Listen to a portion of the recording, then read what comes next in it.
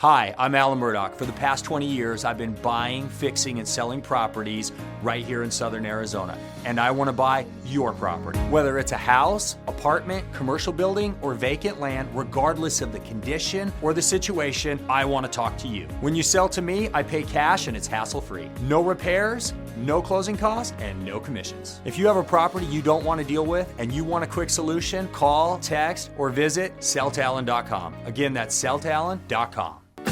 Copper Creek Cookies, Copper Creek Cookies, coppercreekcookies.net. We can print anything on our soft vanilla logo cookies. We deliver them and other sweet treats locally. We are located at 4249 West Ina Road, Suite 121. Call us 520-300-1131. We bake smiles. Copper Creek Cookies, Copper Creek Cookies, coppercreekcookies.net. Good. I'm good. How's Excited the dad living life? Oh man, that sigh is a good sigh, right? It is so. I'm learning so much about myself, so much about my wife, so much about life. I mean, there's no part of my life right now that isn't changing. You know, it's incredible though. I'm loving every moment of it. Would you say it's like way faster now? Like everything just feels like high speed. It's crazy. He'll be 2 months. Wow. Well, my wife would correct me. He'll be 8 weeks. I think in like 3 or 4 days. I learned that I got it. Like, wait a minute. Weeks. She's like, no. Yeah, he'll be eight weeks here in a few days. Weeks are not the same as months. No, they're not. And I used to give parents a hard time. Yeah, no, your baby's like 6 months or whatever. I was like, no, he's however many months and however many days. Like, oh, okay. I used to think that was the weirdest thing, but now it's like a real thing. Yeah, it's strange. Yeah. I'm still kind of trying to figure that out though. Yeah. But. So whenever I'll ask, so how old is your baby? I look at my wife and, oh yeah, that's how old he is. No, but he's almost 8 weeks. He's almost 8 weeks. Yeah, it's crazy. Well, it's great having you here, man, and I'm gonna pick your brain about some stuff. Please, I know that you had talked with Clint and you talked about ministry and what you're doing at OVCN, and there's been this topic of discussion that's came up a couple times here, and it's been on some of our other podcast shows, and it's this number that really stands out, and it's very concerning, and it has to do with like guys in our group, Sure, in our age group, right? Like the generation, and it when I look at it, I can't help but kind of feel confused, concerned, like I had said. But also there's just always this part of me that's like, well, how do we serve and how do we make this better? How do we change this? What is the cause of it? What is the root cause of it? And this is what the number I'm talking about. 7.2 million men have essentially dropped out of the workforce. it's crazy. What are you doing? Right? What's going on? I did not know that statistic. That is crazy. I don't even know how to answer that. I think that there's so many things in this world that, kind of going back to what Clint and I were talking about, is I feel like a lot of these men and these higher positions in life are looking for things that are, instant, and men don't want to wait anymore. Yeah. Right? I think for them it's this social status of how I can get money quick, how I can do this without actually putting work in, right? And I don't know, it's an overwhelming statistic to think of. I really don't know how to approach that. I don't know. It's fascinating though. It really is. When you're dealing with because you're dealing with young men, right? In your ministry for the most part. And women? Yeah. You're dealing with young folks in that. Little bit everyone in there. Is there anything going on that might point to why this is happening, or is there a certain thing that you're really working on that has to do with something like this, with men wanting to just kind of go, hey, you know what, I'm out. Sure. I'm just gonna hang out here, stay at mom's house, eat Cheetos Cheetos on the couch. Yeah. Right. Not take care of myself, not take care of my physical self, not take care of my mental self. Kind of just be here, play video games, call it off. Sure. I'm wondering if part of it is a comfortability issue. Like people are men are so comfortable, right? And for me, one of the things that I talk about with a lot of these younger men is stepping out of your comfort zone, trying to be that leader, trying to be that and be the initiator, right? You can't have things given to you all the time. and expect things to change. So my biggest thing is you're not going to grow unless you're out of your comfort zone. I think Right. a lot of men aren't willing to grow, or it's not that they don't want to grow, but growing is too much work for them. Yeah. Right? So they're comfortable, and you're not going to grow when you're comfortable. Yeah. So I think that we've catered this mentality of you do, and this applies to both men and women, but I think we've catered this mentality of you do what you're comfortable with, Yeah. and that's it. Yeah. If you're, finances aside, I guess I'll use this analogy here, but finances aside for the most part, if you're barely scraping by and you're comfortable, good for you, right? If you're struggling but still can buy, good for you, right? And I'm not saying that finances solve all the problems, but I am saying that you can't complain if you're not willing to get your hands dirty, right? I think a lot of the people that I've interacted with are so comfortable with where they're at, and they feel so. They see what's ahead of them. They see the challenge that's ahead of them, and they're not willing to climb that mountain, right? They're not willing to take that first step up that mountain. For them, they're going to take an elevator. They're going to take a plane, right? They're going to want to go around that mountain. And by going around that mountain or using some sort of, cheating device, if you will, to get up that mountain, Right. what lessons are you missing out on, right? A lot. Mm-hmm. There's no fun staying in the valley. No. Why would you want to stay in the valley? No, what view are you looking at? You're looking at a couple cool rock walls maybe, but what's the view from up there, right? People are men and women and people that are comfortable. I mean, it boils down to it. They're comfortable. They don't like. Are they happy though? Oh man, That's such, comfortable and happy. I don't know. I wouldn't even say. To them? me, I think happiness is circumstantial, but joy is a mindset, right? So if you were to ask me, like, are they happy? Sure, they could be happy. But are they filled with joy, right? Like, are they living a life that brings them joy? Are they living a life that satisfies that joy-bringing receptor in the brain, right? And I'd have to say no, right? You can tell yourself, oh, I'm happy, I'm fine, I'm happy, right? But are you? I think that's a very good question, right? Yeah. Maybe to them, they don't know what joy is. Yeah. Maybe to them, they don't know that happiness, right? Yeah. And they're not willing to scrape their knee climbing up that hill to see what that joy looks like at the top of the mountain. Yeah. I feel this is just my personal opinion. Sure. And I can people can say whatever they want to me. You can email me, post about it, whatever. Sure. You're not gonna offend me. Yeah. Okay. I got thick skin. The trophy generation is here. Okay. Mm-hmm. Right? So I remember years back when I was coaching sports, and I had talked about this on a podcast previously, probably a couple of years ago, but there was this idea that everybody on the team got a trophy for participating, right? And it comes back to that comfortable thing. Well, I'm comfortable getting my trophy. I'm here, so I'm getting a trophy. I'm comfortable not going out and taking some of the hits that the guys that are really trying to be catalysts for the team, the ones that are trying to score points. Those guys are getting a little more beat up than I am. Sure. But guess what? They're getting the same trophy that I am, right? And that kind of mentality has just moved into today's society where everybody's expecting a trophy, expecting something to come to them without facing the challenges, without going up the mountain, without taking risks, without being uncomfortable. And I hate to say it, but it's the parents' fault. Sure. It's the coach's fault. When we talk about blaming anything, that concept is to blame. Sure. There's evidence to back it. How do you disagree with that fact? Right? You can't. You can't. Right? I was cleaning out my shed, I don't know, 5-6 months ago, preparing for baby. And I found some old participation trophies of mine. Right. And part of me is like, oh, these are kind of cool. Maybe I'll keep them. And then I'm digging some more stuff out. And I remember I think it was in 5th or 6th grade, I got a what's it called? Science fair. I got a science fair trophy, right? Like, I think I got like 3rd place in Southern Arizona. Right. For some, I'm like, oh, that's cool. That is cool. But it said 3rd place. I mean, it wasn't 1st place, but 3rd place, Kevin Dunlap, the other people that I was with. And that's sitting next to that,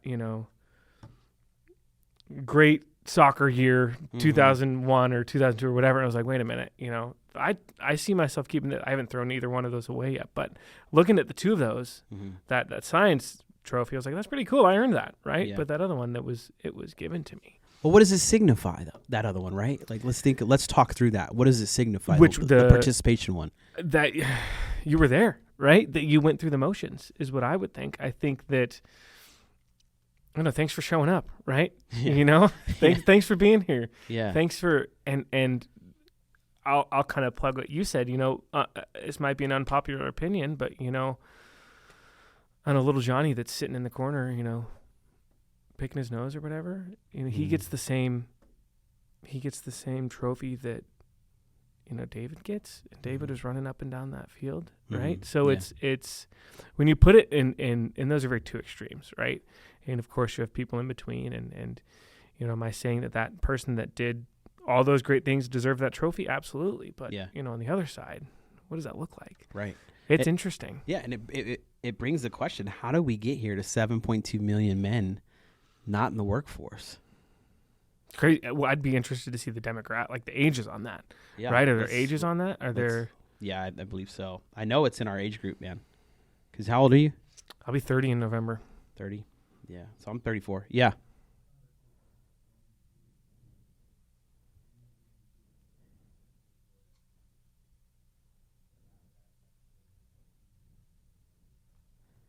Yeah. Romans 8:18. So Kirby's talking in my ear. Yeah. Let me get to this article here. Yeah, between 25 and 54 years old. It's crazy.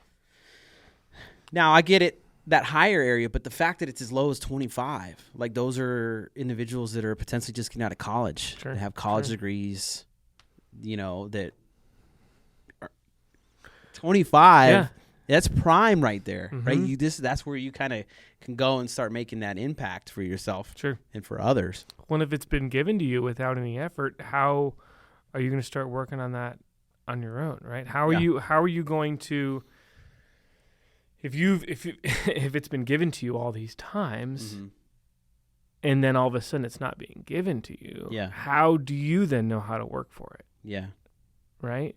How do you know what am I trying to say here? I'm getting caught up on my own words here. Give me a second. No, how are you supposed to know the process of trial and error if you've been given that prize when all you were error? I know that sounds a little intense, but right? Does that make sense? Yeah. Like, how are you supposed to know that process without ever having gone through that process? Right.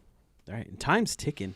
I think that's one of the craziest things for me with when I see people kind of settling is what I call when, like, they're just like, all right, this is my plateau right here. I'm good. I'm comfortable here. Yeah. Right. Because I see a lot of people in my life that are comfortable, but I'll have conversations with them, behind closed doors or away from other people. And there's no joy like you were talking about. And when you're just settling, you got to recognize that these days on this planet are not guaranteed at all. No. Like, one of us could get really hurt or something unfortunate could happen on our way home today. Sure. Right? And, like, the imprint you left here, like, are you good with that? Yeah. Are you good with your kids knowing that's the imprint you left? Sure. Was that the best you could do? Because I just feel like when that time is like let's say you're terminally ill or something unfortunate like that. When you know that that's coming, I think that's a question that gets asked a lot. It's like, was that the best I could do? Sure. Because I have a friend who he was working with OVCN. He would go to the old folks' homes and he would have conversations with these individuals that knew, like, there's kind of a date, like, I know kind of where I'm going, and all of them would say the same thing. They had regrets that they didn't do certain things. Sure. They didn't go hang out with their family more. They didn't try harder in what they were trying to accomplish. They didn't get to the goals that they had set forth. They kind of just gave up and were like, hey, I didn't make it happen. Well, it makes me think I've given an abridged version of this talk, and the little teaser is, everyone says new year, new me, right? But it boils down to, and there's little nuances in that talk that I've done. But for me, it's not new year, new me. It's new year, same God. Right? Yeah. But with that, my best isn't your best, Mhm. and vice versa, right? So the biggest thing is you look back and you say, oh, did you do your best, or did you give it your all, Mhm. right? And so there are times in our life when, let's say 100%, if we're using a scale here, right? Like Yeah. 100% is you were literally doing everything you can. There's not an ounce of you that's being left behind, right? Mhm. We can't give that 100% all the time, Yeah. right? There are times when we're a little more tired. Mhm. And so if you can only give 75%, Mhm. give all of that 75%. On the Mhm. lower end, if you can only give like 40%, give all of that 40%. Don't give Right. 20% of it, Yeah. right? And so I think that when people, going back to your original question of,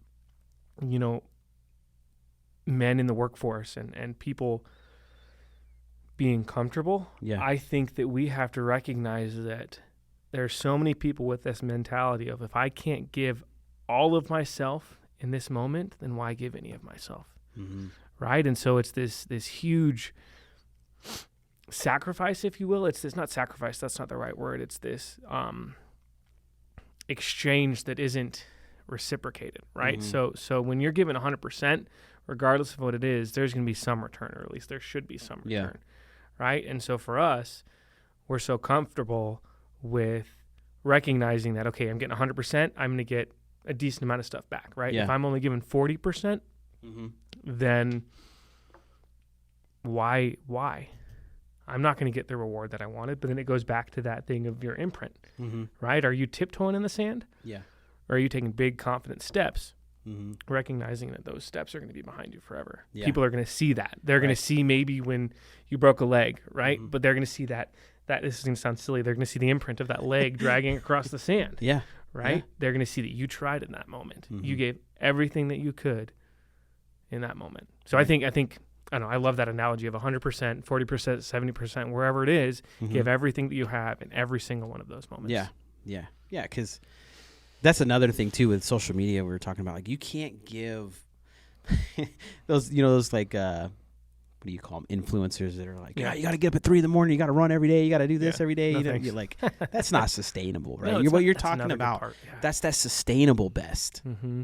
right? Because like you said, you can't be balls to the wall all day. No, like, you can't. You're not going to You survive. can't. You're not going to come out looking good, feeling good, being No. good. Like, there's No. just no way. So it's like, I love that concept a lot. Yeah. What do you tell young men today that are struggling with alcoholism, drug addiction, porn addiction, low motivation? Sure. How are you talking to these young men these days? Because you're working with them. Sure. You know, sure, how sure. are they getting through that college experience with facing challenges like this? Sure. What are you saying to them? So, I mean, I'm going to start with, as cliche as it is, it's not cliche. Don't give up. Do your best, right? Celebrate the little victories. Mhm. So I actually struggled with pornography pretty significantly in high school and into my, college years and stuff like that. And it took a toll on me, man. That's a conversation that I'd love to have at another point, but it messed me up. Yeah. Right. And so I came to this point where it was very cyclical. I would fall, and I would hate myself, and I'd beat myself up, and I'd be so low that I'd fall again, right? And so I started creating milestones. I started creating little goals for myself, right? Yeah. And this is a concept that I believe can be applied to any sort of addiction, right? Alcoholism, drugs, pornography, whatever it is that you are struggling with, right? Aim for a day. Aim for 2 days. Aim for 3 days. Aim for 4 days, right? And let's say that you make it a day, and then you fall, and you fall hard. Yeah. You win a day. That's awesome, right? Let's say you make it a week and you fall. You win a whole week. That's awesome. Celebrate that victory. The analogy that I use with them, and you'll recognize this, I don't know why it is that my brain does this, but I use a lot of analogies. So if you're riding a bike, right? If you're riding a bike in a race, Mm-hmm. and you're 20 miles in out of a 40-mile race, you fall off that bike, Yeah. right? Where are you? How far have you gone? Yeah. 20 miles, 20 miles, yeah. right? Look back at that 20 miles. Just because you fell off your bike doesn't mean that you're back at the beginning. Mm-hmm. You've come so far. And I think it goes back to that other analogy of oh, well, I already fell. I already messed up. Why do I even bother finishing, right? You've gone 20 stinking miles. That's an Yeah. incredible accomplishment. Next couple miles might be rough, but if you can get 20 miles, you can get the rest of the 20 miles, right? Mm-hmm. You might have to take a little bit slower, but put your best foot forward. And this is another thing that I tell them in regards to, the whole putting your best foot forward. It goes back to the percentage of what you can give. If you can only take a half step forward, take that half step forward and own it, right? Another thing that I tell a lot of these young men is recognize your triggers. There's this talk that I listened to. I don't remember who did it years ago. I think it was when I was in high school. And find out where your triggers are. Your trigger isn't when. Let me reword that. Temptation doesn't start when you've got the bottle in your hand and the pop is open, right? Right. Temptation starts long before that. Temptation doesn't start when you get to the store to purchase that alcohol. It doesn't start when you turn on the street to where the liquor store is. Mm-hmm. It starts when you get off the couch, right? So recognizing where your temptation starts and then doing things in those moments to address that temptation, right? Mm-hmm. It's so much easier saying, no, I'm not going to get in my car, drive to the store and buy that alcohol versus, no, I'm not going to drink this, right? What's easier? Yeah. Right? And so using those analogies, with pornography, if it's for me, one of the things was I couldn't bring my phone in the bathroom for years, mm-hmm. right? Another thing was, I'm trying to think. One thing that I would do, this sounds silly, but if I ever found myself tempted, I'd just stand up, right? Yeah. So rewiring your brain, and that same concept can be applied to drugs. Mm-hmm. Is it where do you do those drugs? Is it with certain people? Is it at certain times of the day? Switch up your schedule. Mm-hmm. If driving home from work, you pass by a certain spot that reminds you, I used to do this there in that spot, mm-hmm. take a different way home. So a lot of it has to go and once again, there are other ways. This isn't clinical. This is kind of what worked for me is rewire your brain to avoid those triggers. Mm-hmm. Rewire, replan, repurpose, redo. Yeah. Restart, reset. A lot of re's in there, if you will.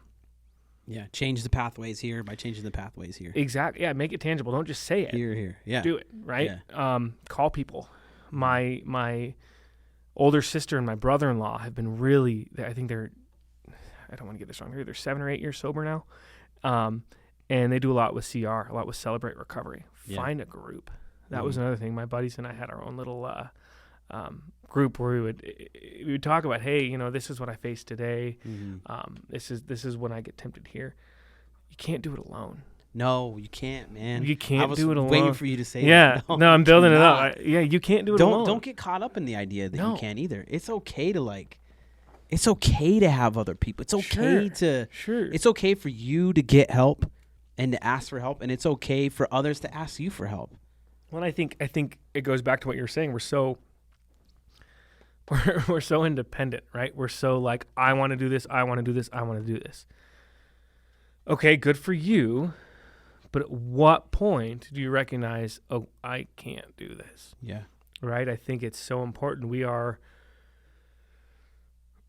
as we are communal people, right? And if you lock yourself in a room, of course you're not going to get better. Like you said, find those people. Iron sharpens iron, right? Yeah. They say that you're an average of the 7 people that you spend the most time with. Yeah. And if you look at that, if it's whoa, is that true? Of course it's true. Mm-hmm. Surround yourself with people that are going to build you up, not break you down. Yeah. Surround yourself with someone that, hey, David, I'm really struggling today. I'm tempted. I just want to go have that drink, man. Mm-hmm. Surround yourself with someone that's going to say, hey, let's talk through that. Yeah. Why is it that you want to have that drink? What's going on? Are you okay? Be okay being vulnerable. Yeah. And I think that's one of the big emphases with a lot of these support groups is that community and that recognition that it's okay to hurt. It's okay to ask for help, but you got to put the work in. Yeah. You got to put that work in. It's a hard 4-letter word these days. Yeah. It's very hard. It's very trying hard to get people to work. Sure. And, sure.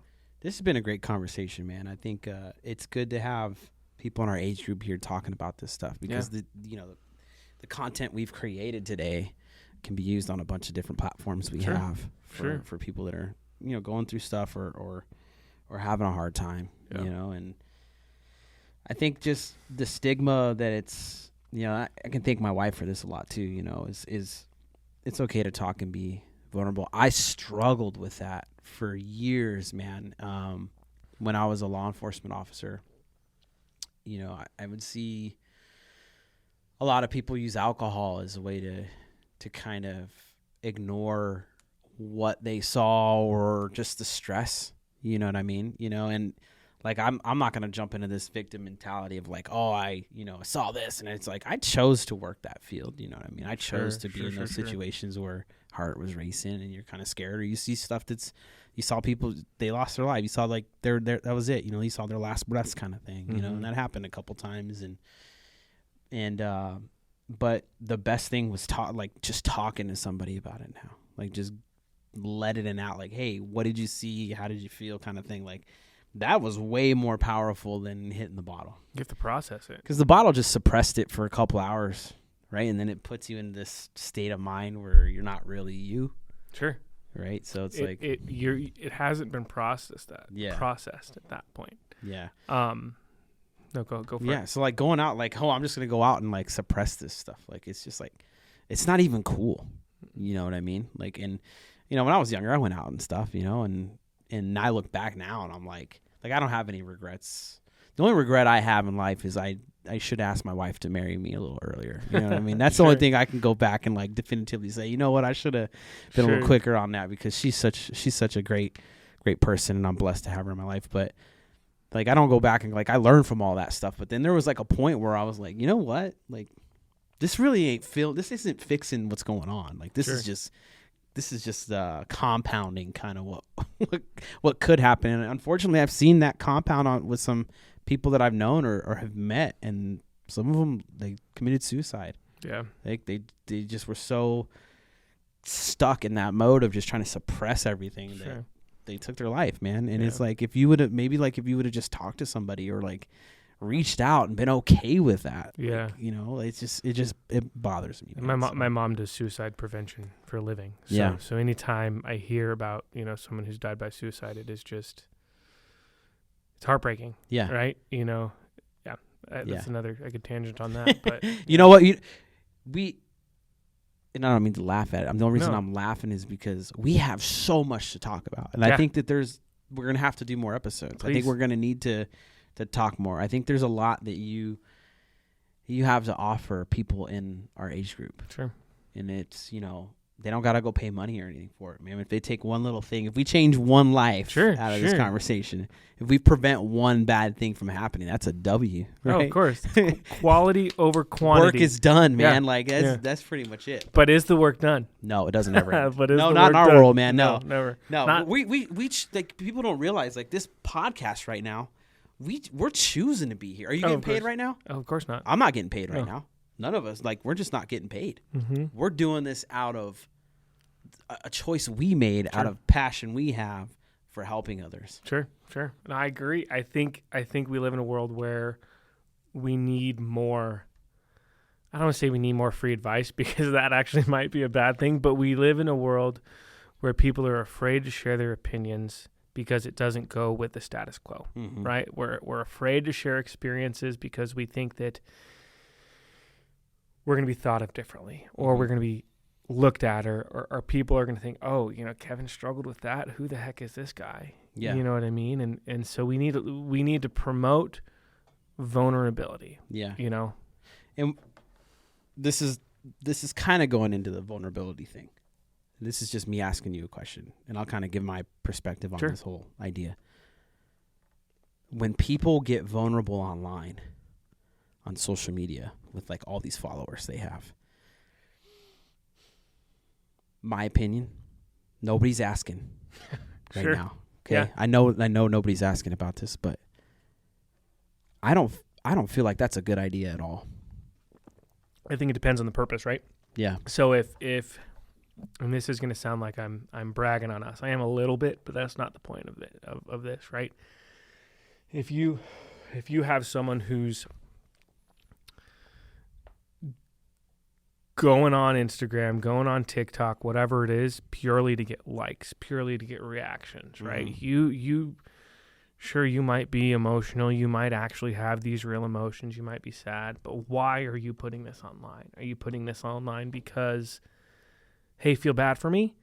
Or are you putting this online because, hey, I've been in your shoes before and I want to show you that, sure, it might suck right now, but this is where I was and this is where I am now, right? Yeah. So I think the purpose of it is where it... So I agree with what you're saying, I think, because I think that, yes, no one asked, but at the same time, there are a lot of people that don't ask because they're, once again, they're nervous, they're scared. Oh, what is this person going to think of me if I ask this question, right? Yeah. So I see both sides of it. Yeah. I think that in general, there are people that share way too much, and the purpose that they share it is primarily to, hey, look at me, look at me, look at me. Yeah. But then you have people on the other side where we're just having a conversation, right? We are here to inform. We are here to talk. We are here to share, right? But I could care less if you feel bad for me. In fact, I don't want you to feel bad for me about my past, about the things that I've struggled with. I'm just simply here to say, hey, I've been in your shoes before and it sucks, and this is what I did to do better, right? Yeah. So I get what you're saying. I see both sides of it. Yeah. In that regard. Yeah. Thanks for taking on that. Yeah. That right there. That was, of course. I know it's a lot. I gave you a lot, huh? You didn't even know what it was. No, I'm Truth be told, you didn't even know what we were going to talk about. No, I had no idea. I had no idea. It's like when you get called in the principal's office, or I get called and I'm like, hey, I need to talk to you really quick. Or hey, you know what I found, man, is like we have some programs here that are like pre-produced, right? Mm-hmm. There's stuff that people get together, they have conversations, they put together small scripts, they have their notes and stuff like that. I came in here with the one statistic. That's all I brought this iPad for. And that was it.